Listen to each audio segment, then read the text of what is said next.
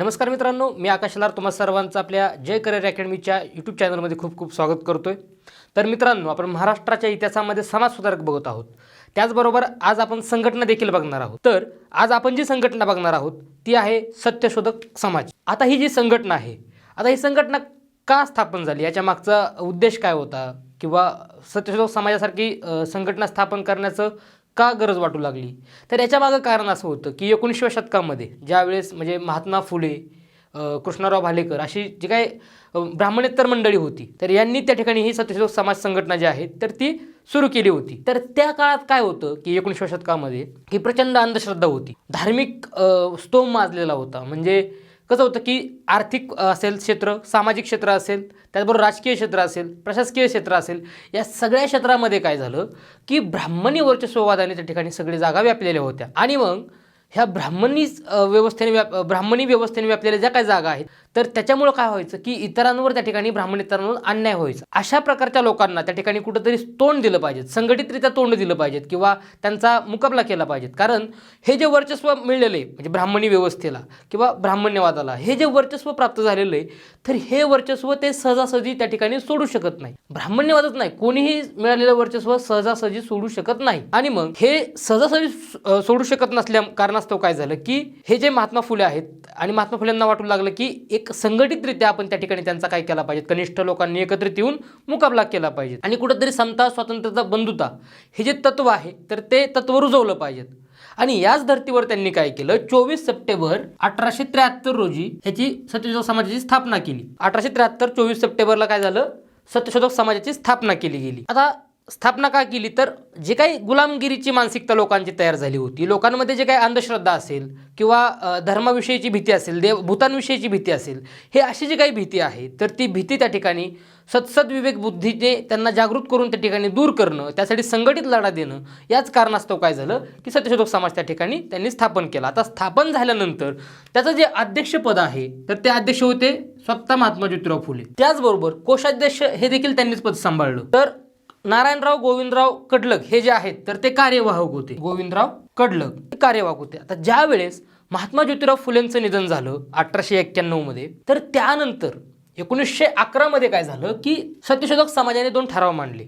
आता हे ठराव काय होते की सत्यशोधक समाजाच्या ठरावानुसार एक जी काही माणसं आहेत किंवा जे काही मानव समाज आहे तर तो एकाच देवाची लेकरं आहेत, म्हणजे एकेश्वरवादाचा त्या ठिकाणी यांनी त्याच्या ठरावातून पुरस्कार केलेला आहे। आणि तो ईश्वर जो आहे, ज्या ईश्वराची ही लेकरे आहेत, तर तो ईश्वर त्यांचा आईबाप आहे। आता तो ईश्वर त्यांचा आईबाप आहे म्हणलं की आईबापाला भेटण्यासाठी लेकरांना कुठल्याही मध्यस्थीची गरज लागत नाही। तर हे जे 2 ठराव त्यांनी मांडले किंवा हे जे 2 त्यांनी तत्व सांगितले, तर त्यातून असं प्रतिपादन होतं की जी काही 19व्या शतकात पुरोहितगिरी माजलेली होती किंवा पुरोहितांचं जे काही कर्मकांड, अंधश्रद्धा हे काही गोष्टी चालल्या होत्या, तर ह्याला काय केलं गेलं, त्यातनं विरोध केला गेला।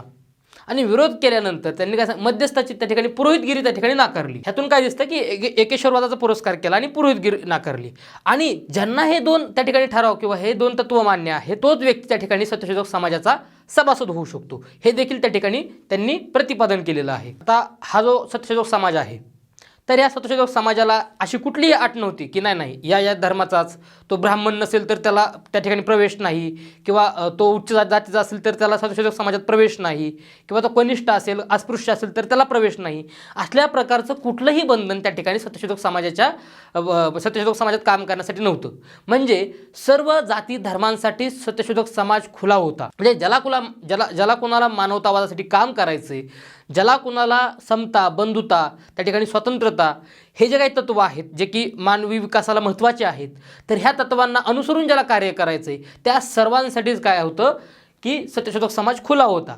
त्यांचे मुख्य तत्व होते स्वतंत्रता, समता आणि बंधुता। त्याचबरोबर जे काही ही आधुनिक विश्वबंधुता देखील जी काही आधुनिक तत्व आलेलं होतं, तर ते देखील त्या सत्यशोधक समाजाने मान्य केलेलं आहे। तर अशा पद्धतीने सत्यशोधक समाजाचं काम त्या ठिकाणी सुरू झालेलं होतं। आता सत्यशोधक समाजाचं अजून एक तत्व काय होतं की ज्यावेळेस राजा राममोहन रॉय त्यांचे आधुनिक विचार मांडताना ईश्वर प्रणित वेद आहेत असं ज्यावेळेस मांडतात, त्याच वेळेस महात्मा ज्योतिराव फुले काय म्हणतात की म्हणजे या त्यांच्या विचाराला महात्मा फुलेंनी काय सांगितलं की वेद हे ईश्वर प्रणित नाहीत, तर ते मानवनिर्मित आहेत। म्हणजे या ठिकाणी राजा राममोहन रॉय आणि महात्मा ज्योतिराव फुले यांच्यामध्ये म्हणजे विचारांमध्ये मतभेद दिसतात। हे झाले त्यांची म्हणजे आयडिओलॉजी, विचारधारा सत्यशोधक समाजाची। परंतु पुढे जाऊन मग आता हे सत्यशोधक समाज जो आहे, तर या सत्यशोधक समाजाच्या ज्या काही शाखा आहेत, तर त्या शाखा त्यांना त्या ठिकाणी आपला जो काही प्रांत आहे त्या प्रांतामध्ये विविध ठिकाणी त्यांना पसरवायच्या होत्या. मग यातूनच काय झालं, कृष्णराव भालेकर जे आहेत, तर या कृष्णराव भालेकरांच्या सांगण्यावरून 1874 मध्ये मुंबई येथे शाखा उघडली गेली. आता रामय्या व्यंकय्या अल्लावारू हे जे होते, हे देखील त्यांच्या स्थापनेमध्ये त्यांचा पण पुढाकार होता. त्याचबरोबर जाया यल्लप्पा लिंगू, त्याचबरोबर व्यंकू काळेवार, म्हणजे या लोकांनी काय केलं की सत्यशोधक समाज जो आहे, तर ते सत्यशोधक समाजाची शाखा मुंबईमध्ये स्थापन केली. आता काय व्हायचं की या सत्यशोधक समाजाच्या ज्या काही सभा आहेत त्या आठवड्याला व्हायच्या. मग याच्यामध्ये काय केलं जायचं, दारूबंदी असेल, स्वदेशीचा पुरस्कार असेल, त्याबरोबर जातीभेद असेल, म्हणजे जातीभेदाचं निर्मूलन करणं, दारूबंदी करणं, त्याचबरोबर स्वदेशीचा पुरस्कार करणं, त्याचबरोबर लोकांमध्ये भूताची किंवा अंधश्रद्धा जी काही लोकांमध्ये पसरलेली आहे ती दूर करण्याचा प्रयत्न करणं. तर अशा पद्धतीचं समाज म्हणजे जागृतीचं काम त्या ठिकाणी चालत होतं. आणि यातूनच काय झालं की म्हणजे एक एक प्रथा होती, एक रूढी होती की त्या म्हणजे परंपरेनुसार काय व्हायचं की इथल्या लोकांवरती शोषण व्हायचं. मग काय त्यातले धर्मामुळं असेल किंवा पुरोहितगिरीमुळं असेल, तर या सगळ्याला काय केलं महात्मा ज्योतिराव फुले यांनी की एक पर्यायी व्यवस्था दिली. आता पर्यायी व्यवस्था दिली म्हणजे काय केलं की महात्मा ज्योतिराव फुलेंना काय झालं की हे कुठंतरी शोषण होतं आहे असं जाणवलं, आणि म्हणून त्यांनी पर्यायी व्यवस्था दिली. त्यानुसार त्यांनी काय केलं की 25 डिसेंबर 1874 मध्ये त्या ठिकाणी सत्यशोधक समाजाचा पहिला विवाह त्या ठिकाणी त्यांनी केला. म्हणजे सत्यशोधक समाजाच्या पद्धतीने पहिला विवाह त्यांनी घडवून आणला. कधी? 25 डिसेंबर 1874 मध्ये. आता हा विवाह कोणाचा होता, तर हा विवाह होता सीताराम जांबाजी आल्हाट आणि राधा, म्हणजे जे की ज्ञानोबा निंबाळकरांची मुलगी होती, यांच्यामध्ये तो घडला गेला. आता या सत्यशोधक पद्धतीमध्ये काय व्हायचं की म्हणजे हे विवाह कसे असायचे, ह्याच्यामध्ये फार असं यज्ञ, होम हवन, क्रियाक्रम वगैरे असं फारसं नसायचं. आता सत्यशोधक समाजाचाच विचार होता की कमीत कमी खर्चामध्ये त्या ठिकाणी काय करायचं की विवाह करायचे. आणि सत्यशोधक समाजात मुळात काय होतं की कुठल्याही प्रकारे त्यांना असं फार विद्वान माणसं वगैरे लाभलेली नव्हती. मुळात निसर्गतःच बुद्धिप्रामाण्य असलेले एक साधे शेतकरी देखील त्यांच्या त्या ठिकाणी म्हणजे त्यांची थिंक टँक असायची, विचारशक्ती असायची. तर अशा पद्धतीने सत्यशोधक समाजाचं काम त्या ठिकाणी सुरू झालेलं होतं. मग या सत्यशोधक समाजाच्या विवाहामध्ये काय झालं, ह्यात काय केलं जायचं की पती आणि पत्नी यांनी एकनिष्ठतेबाबत त्या ठिकाणी प्रतिज्ञा करायची होती. त्याचबरोबर विवाहानंतर त्या ठिकाणी समाजकार्यास आम्ही झोकून देईन अशी देखील प्रतिज्ञा घ्यायची होती, म्हणजे घ्यायची होती. असं त्या ठिकाणी त्यांचं एक स्ट्रक्चर असायचं. आणि याच माध्यमातून त्यांनी सत्यशोधक समाजाचा पहिला विवाह 25 डिसेंबर 1874ला घडवून आणला. त्याच्यानंतर पुढे काय झालं की अशाच प्रकारचा दुसरा विवाह कधी झाला, 7 मे 1874ला ज्ञानोबा सासाने व काशीबाई निंबाळकर. तर हा दुसरा विवाह त्या दोघांमध्ये झाला. आता हा विवाह होत असताना काय झालं की मोठ्या फौज फाटेमध्ये हा विवाह संपन्न झाला. कारण या विवाहाला समाजातून बराच विरोध झाला होता. आणि विरोध झाल्या कारणास्तव म्हणजे प्रचंड त्या ठिकाणी भीतीचं वातावरण होतं की मुलीच्या वडिलांना वाटलं की काशीबाई निंबाळकरांच्या वडिलांना वाटलं की लग्नापूर्वी आपली वधू पळवून नेतील की काय, म्हणून लग्नाच्या काही वेळापूर्वीच त्यांनी काय केलं होतं की त्या काशीबाई निंबाळकरांना ज्योतिराव फुलेंच्या स्वाधीन केलं होतं, म्हणजे तिथं सुरक्षित राहतील या कारणास्तव. म्हणजे एवढ्या प्रमाणात त्या ठिकाणी काय झालं की अशा कृतीला देखील विरोध होत होता. तरी देखील कुठलीही भीती न बाळगता महात्मा फुले त्या ठिकाणी या म्हणजे जे काही चुकीच्या रूढी परंपरा त्याच्या विरोधात लढत होते, हे यातून दिसून येतं. त्यानंतर सत्यशोधक समाजाचा दुसरा वार्षिक समारंभ झाला 1875ला. आता या समारंभामध्ये काय झालं की महात्मा ज्योतिराव फुलेंनी त्यांच्याकडे असलेलं जे काही कोषाध्यक्ष पद आहे किंवा अध्यक्षपद आहे सत्यशोधक समाजाचं, तर हे डॉक्टर विश्राम रामजी घोले यांच्या स्वाधीन केलं. त्याचबरोबर रामशेठ उरवणे हे जे आहेत तर त्यांना कोषाध्यक्ष म्हणून त्या ठिकाणी नेमलं. तर अशा पद्धतीने दुसऱ्या वार्षिक समारंभामध्ये त्यांनी त्यांच्या सत्यशोधक समाजामध्ये थोडे बदल केले होते. त्याचबरोबर सत्यशोधक समाज जो आहे तर तो त्या ठिकाणी कनिष्ठ जातीतली जी मुलं होती त्यावेळेसची त्यांच्यावर देखील ते लक्ष ठेवून असायचे. आता सत्यशोधक समाज या संदर्भात काम करताना काय करत होता की म्हणजे महात्मा फुलेंना किंवा सत्यशोधक समाजातल्या लोकांना वाटायचं की जे काही कनिष्ठ जातीतली मुलं आहेत त्यांनी तमाशाच्या किंवा गारोडीचे खेळ बघायचा किंवा डोंबाऱ्याचे खेळ बघायचे अशा सवयीमध्ये न राहता, म्हणजे अशी भरकटत न जाता त्या मुलांना काय झालं पाहिजे, शिक्षण भेटलं पाहिजेत. आणि मग शिक्षण भेटणं पाहिजेत अशा मुलांवर लक्ष दिलं पाहिजेत. मग त्या मुलांवर लक्ष देण्यासाठी सत्यशोधक समाजाने काय केलेलं होतं की एक शिपाई नेमला होता.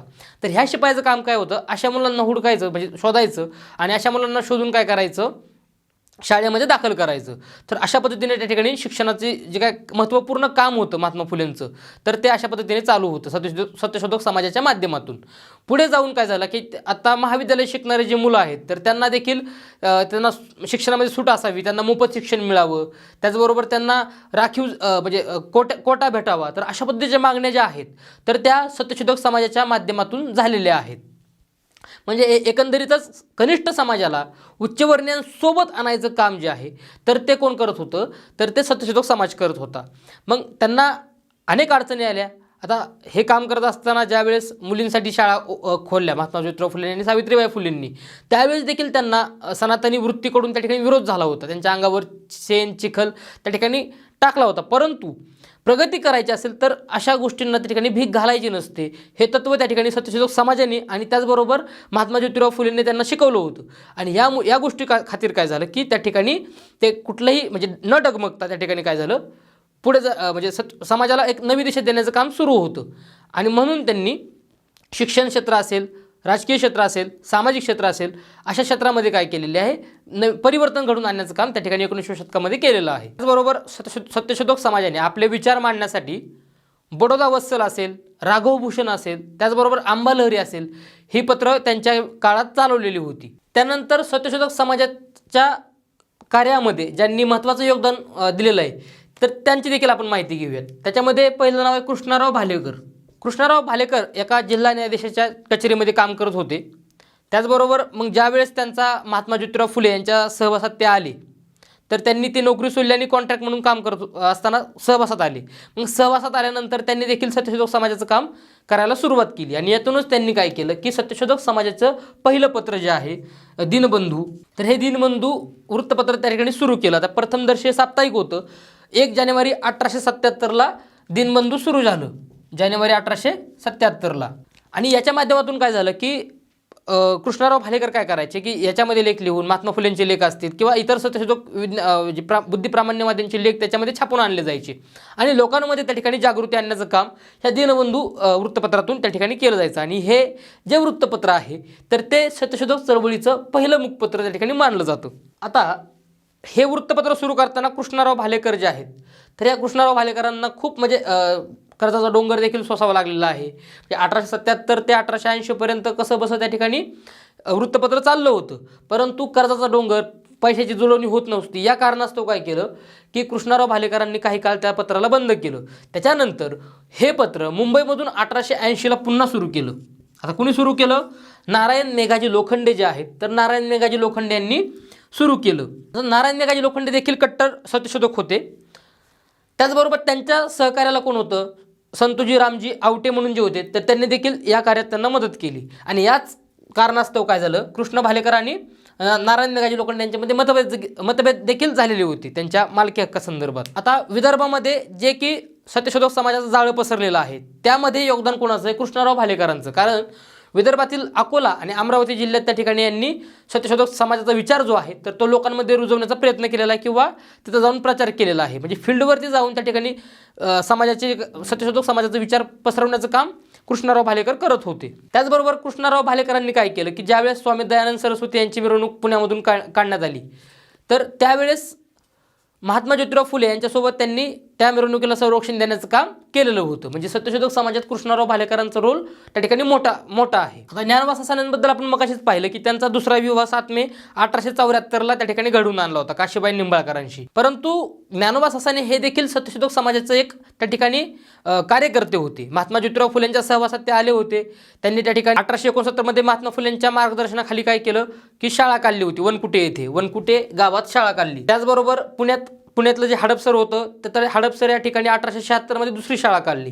म्हणजे शाळा काढून शिक्षण देण्याचं काम जे आहे कनिष्ठ जातीतील मुलांना तर ते काम जे आहे ते ज्ञानोबा सासाने यांनी केलं होतं. आणि ते महात्मा फुलेंच्या सहवासात असल्या कारणास्तव सत्यशोधकी विचार जे आहेत तर ते त्यांच्या मनामध्ये त्या ठिकाणी भिनले होते. आणि ते अतिशय म्हणजे छान पद्धतीने काम करत होते. कारण त्यांनी जे काय कॉन्ट्रॅक्टरचं काम करून जे काय कमवलेलं होतं पैसे तर ते पैसे देखील शाळेच्या कामासाठी देणगी म्हणून त्यांनी दिलेली आहे. पुढे जाऊन महात्मा फुलेंच्या पुणा कमर्शियल अँड कॉन्ट्रॅक्टिंग कंपनीमध्ये देखील त्यांनी काम केलेलं आहे. तर प्रथमदर्शी म्हणजे भाजी ने आण करण्याचं काम जे आहे किंवा भाजीपाला खरेदी करण्याचं काम जे आहे तर ते ज्ञानोबा सासाने करत होते, परंतु याच्यामध्ये काय झालं, महात्मा फुलेंना हा धंदा त्या ठिकाणी परवडला नाही. या कारणास्तव नाखुशीने त्यांनी हा धंदा बंद केला आणि ज्ञानोबा सासाने यांना काय केलं की त्यांच्या कार्यातून मुक्त केलं. आता पुढे काय झालं की महात्मा ज्योतिराव फुले यांनी एका विधवेचा मुलगा दत्तक घेतला होता. त्याचं नाव होतं यशवंत फुले, यशवंत नाव होतं. तर आता ज्या वेळेस त्याचं लग्नाचं वय झालं त्यावेळेस महात्मा फुलेंना प्रश्न पडला की हा विधवेचा मुलगा आहे, सगळ्यांना माहिती आहे, समाजामध्ये याचं गेलेलं की दत्तक घेतलेला मुलगा आहे, तर ह्याला मुलगी कोण देईल. तर अशा वेळेस महात्मा फुलेंच्या इच्छेचा आदर करत ज्ञानोबा सासाने यांनी आपली तिसऱ्या यत्तीतील मुलगी त्या ठिकाणी कोणाला दिली, महात्मा ज्योतिराव फुलेंच्या मुलाला दिली, यशवंत फुलेंना दिली. आणि पुढे जाऊन त्या मुलीचं शिक्षण जे आहे ते सावित्रीबाई फुलेंनी त्या ठिकाणी पूर्ण केलेलं आहे. तर अशा पद्धतीने ज्ञानोबा सासाने यांचं देखील कार्य याच्यामध्ये आहे. त्याचबरोबर दुसरे जे अध्यक्ष झाले म्हणजे दुसऱ्या समारंभामध्ये तर ते डॉक्टर विश्राम रामजी घोले हे देखील त्या ठिकाणी त्यांचं देखील योगदान या सत्यशोधक समाजामध्ये आहे. त्याचबरोबर सदाशिवराव गोवंडे, सखाराम परांजपे, व्यंकू काळेवार असे म्हणजे जे काही लोक आहेत तर त्यांचं त्या ठिकाणी सत्यशोधक समाजाला योगदान लाभलेलं आहे. तर अशा पद्धतीने सत्यशोधक समाजाचं काम चालू होतं. पुढे जाऊन सत्यशोधक समाजातूनच काय झालं की ब्राह्मण आणि ब्राह्मण जे आहे तर त्या ब्राह्मण विचारधारेला विरोध करण्यासाठी ब्राह्मणेतर चळवळ उभी झाली आणि ब्राह्मणेतर चळवळ उभी होऊन त्या ठिकाणी आपला एक स्वतंत्र आर्थिक, सामाजिक, राजकीय वर्चस्व प्रस्थापित करण्यासाठी किंवा समानता, बंधुता निर्माण करण्यासाठी काय केलं, त्यांनी त्यांचं कार्य सुरू केलं. आणि यातूनच काय झालं, छत्रपती शाहू महाराज असतील आणि डॉक्टर आंबेडकर असतील तर यांनी जी चळवळ उभी केली तर या चळवळीचा विचारधारेचा जो पाया होता तर ती होती सत्यशोधक समाज. महात्मा फुलेंना बाबासाहेब आंबेडकर गुरु मानत होते. आणि अशा पद्धतीने काय झालं की ही चळवळ जी आहे म्हणजे मानवमुक्ती चळवळ आपण ह्याला म्हणू शकतो किंवा स्वतंत्रता, बंधुता आणि समता प्रस्थापित करणारी चळवळ जी आहे तर ती व्यापक झाली. याचबरोबर महात्मा फुलेंच्या निधनानंतर किंवा एकंदरीतच म्हणजे या बऱ्याच काळानंतर काय झालं की ह्या चळवळीत बरेच लोक त्या ठिकाणी सहभागी झाले आणि यातून त्या ठिकाणी रामचंद्र घाडगे हे नाव देखील पुढं आलं. आता रामचंद्र घाडगे जे आहेत तर ते 4थी शिकलेले एक व्यक्ती होते, पण त्यांनी सत्यशोधक जलसा, तर हे जे सत्यशोधक जलसा जो आहे शाहिरी, पवाडे वगैरे ह्यातलं म्हणलं जातं, तर हे जे रामचंद्र घाडगे आहेत तर त्यांनी काय केलं, संपूर्ण महाराष्ट्रामधल्या जनतेवरती त्या ठिकाणी ह्याचा प्रभाव टाकला. आणि याच्या माध्यमातून काय करायचे रामचंद्र घाडगे की अंधश्रद्धा असेल किंवा जातीभेद असतील किंवा विषमता जिथं असेल अशा गोष्टींना त्या ठिकाणी विरोध करायचा आपल्या पवाड्याच्या माध्यमातून, आपल्या गाण्याच्या माध्यमातून. तर अशा पद्धतीने सुद्धा एक चळवळ सुरू झाली जलशाच्या माध्यमातून. तर अशा पद्धतीने सत्यशोधक समाजाचं कार्य तेव्हापासून ते आज तागायत विविध चळवळींच्या स्वरूपात त्या ठिकाणी जिवंत आहे. धन्यवाद. आपण पुढील भागामध्ये पुढील संघटना बघू. तुर्तास धन्यवाद.